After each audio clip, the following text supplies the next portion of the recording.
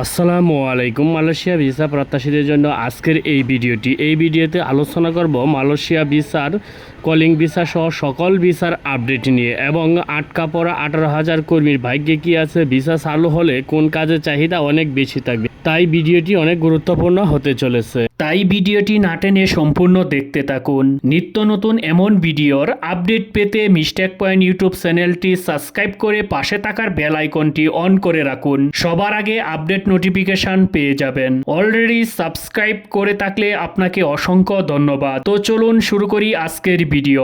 সুপ্রিয় দর্শক, আপনারা জানেন বাংলাদেশের উপদেষ্টা মণ্ডলীর সাথে মার্চ মাসে মালয়েশিয়ার সাথে একটা মিটিং হওয়ার কথা ছিল, কিন্তু দুঃখের বিষয় হলো জাতিসংঘের মহাসচিব বাংলাদেশ সফরে আসার কারণে সেই তারিখটি পরিবর্তন করে এপ্রিল মাসের প্রথম বা দ্বিতীয় সপ্তাহে মিটিংটি বসার কথা ছিল। বর্তমানে সেই তারিখটিও পরিবর্তন করে মে মাসের 21-22 তারিখ করা হয়েছে। মে মাসের 21 থেকে 22 তারিখে বাংলাদেশে সফরে আসবে মালয়েশিয়ার একটি প্রতিনিধি দল।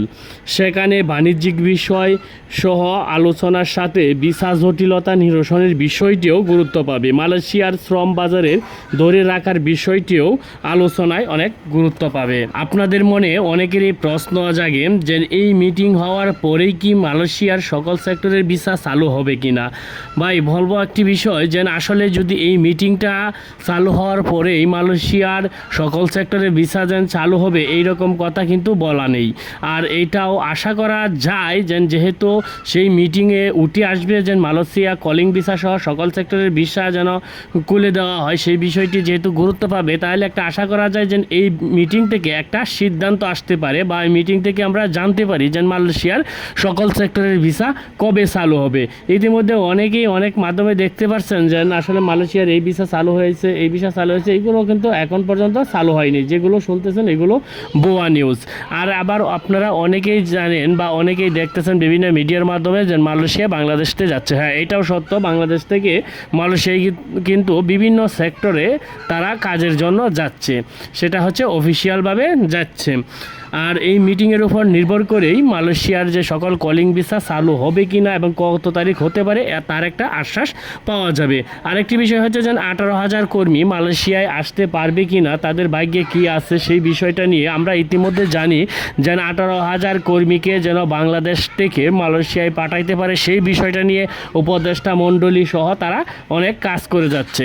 এইগুলো শুধু আমরা নিউজ পোর্টালের মাধ্যমেই জানতে পারি, আর এটার বাস্তবিক মাঠ পর্যায়ে এর কোনো অস্তিত্ব এখন পর্যন্ত দেখা যাচ্ছে না। কোনো প্রকারেই কোনো কিছু এখনও দৃশ্যমান নেই যে মালয়েশিয়ার সেই 18,000 আটকা পড়া কর্মীদেরকে মালয়েশিয়াতে পাঠাবে, এইরকম কোনো নজির বা এরকম কোনো স্ক্রো এখন পর্যন্ত তাদের মাধ্যমে দেখতে পাচ্ছি না। শুধু এটা মিডিয়ার মাধ্যমেই সীমাবদ্ধ, এটা কোনো কাগজ কলমে হচ্ছে না। সেই 18,000 কর্মীর ভবিষ্যৎ কিন্তু এখনও অনিশ্চিতই রয়ে গেছে। তবে যদি ভিসা চালু হয় তাহলে সেই 18,000 কর্মী যেতে পারবে কি না। হ্যাঁ, যদি ভিসা চালু হয় তাহলে সেই 18,000 কর্মীকে সবার আগে পাঠানোর প্রচেষ্টা করছে।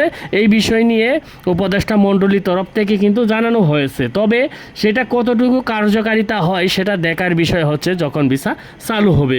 মালয়েশিয়ায় যখন ভিসা চালু হবে তবে কোন কাজের চাহিদা বেশি থাকবে এবং কোন কোন কাজে আপনারা যেতে পারবেন।